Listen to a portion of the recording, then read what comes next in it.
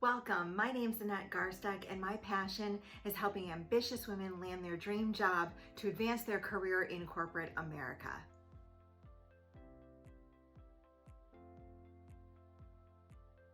I'm so very glad you joined me on this video series on the top resume mistakes to avoid. I've hired scores of people in my first career in corporate America, and I have seen these resume mistakes over and over.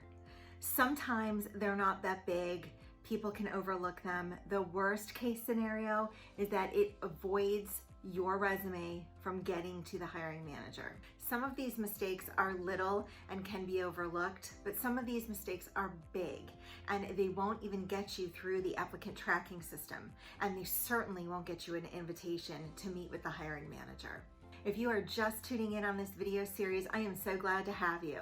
All right, let's get started. Today we're discussing the number 2 resume mistake you could be making, and that's using an outdated format and old wording. What am I even talking about here? Let me describe how these kinds of mistakes could look on your resume. First, an outdated resume could look like it was crafted on a word processor or a typewriter. Second, an outdated resume will include words that don't add value or explain how you are a good candidate for this job. Third, it could be saying to the hiring professional that you don't really care to get the job or that your skills are outdated, and you don't want it to say any of those 3 things. Are you ready to get real specific? Check your resume for these don'ts. Publishing your home address. In this day and age of working at home, telecommuting, we really don't need your address to make a good hiring decision about you. And the second part of that is if you are going to be expected at some point to go into an office, including just your city and your state, possibly your zip, is enough information for the hiring professional. The number 2 don't is don't use an objective statement on your resume. An objective statement is super old school, like 1990s old school, like I used to have an objective statement on my resume.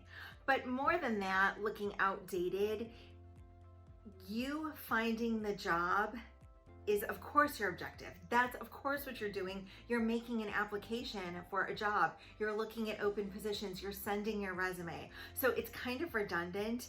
And then second of all, the way that objective statements are worded, it just tells the hiring manager what you want from them instead of what you bring to the table. I'll talk later on ways that you can fix that. References. This is a twofold don't. So the first way that you don't want to say anything about references in your resume is with the age-old statement, references supplied upon request, references available upon request. Of course they are. You're applying for a job.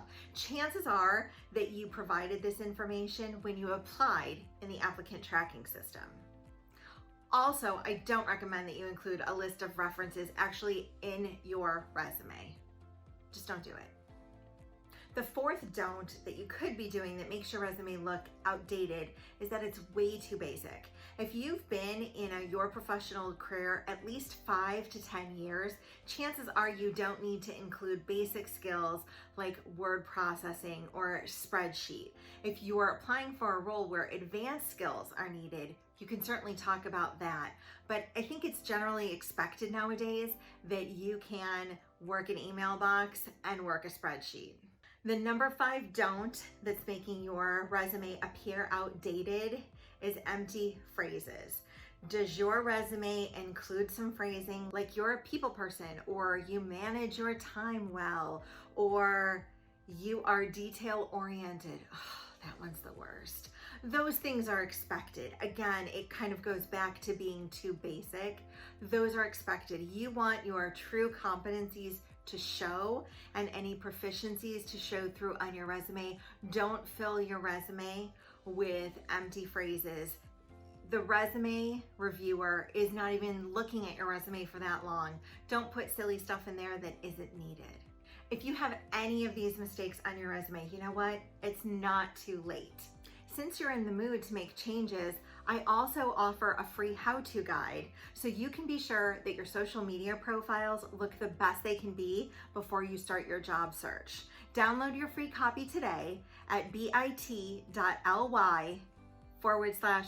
Garsteck. I'll also include that for you in the description below. All right, are you ready to go through and change those don'ts into do's? I know that you are.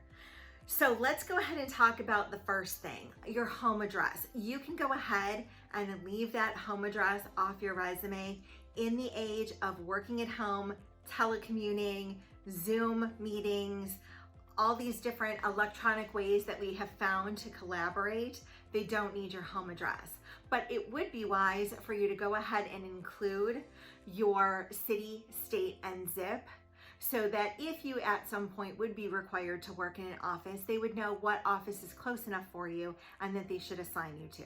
Skip the objective statement altogether. What I recommend that you do instead is include a career summary or a career profile.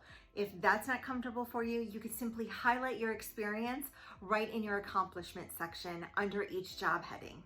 As far as references go, you've most likely already included a list of references when you applied for the job in the applicant tracking system. What you could do is just have a list of references available either electronically or on paper, and you could supply that at any time for the hiring professional or the HR manager, whoever needs the information when you get further down the application process. When it comes to your skill level, like we talked about before, omit that basic stuff. You should know how to work email technology in today's world environment. They don't need to know that you know how to use Gmail and Outlook.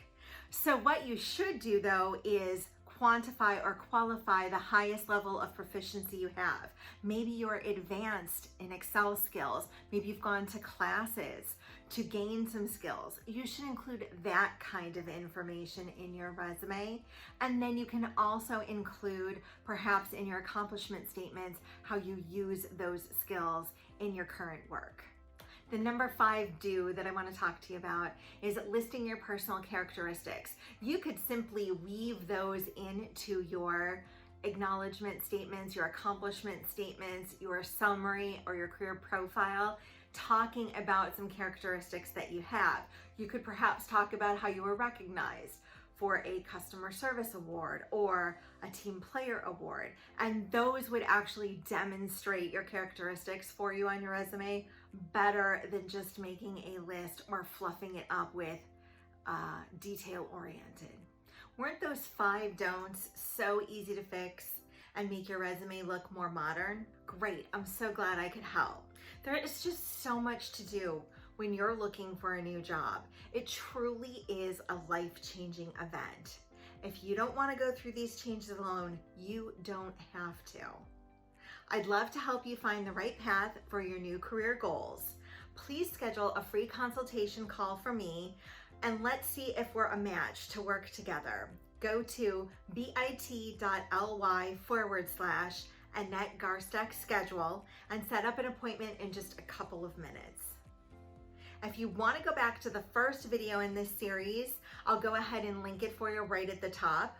I'll make sure all the links are in the description box, so everything that we talked about for you today is easily accessible and in one spot. Please let me know in the comments if you had an outdated resume, either in format or with old phrases, and if you were able to fix them after this video. And then please come and join me next time as this resume series continues. I'd love to hear any of your questions below in the comments. Let me know what's on your mind about landing a new job. If you found these ideas to be helpful, please hit the like button and subscribe to my channel. Don't forget to ring the bell to get notified every time I upload new videos. I can't wait to see you here next time.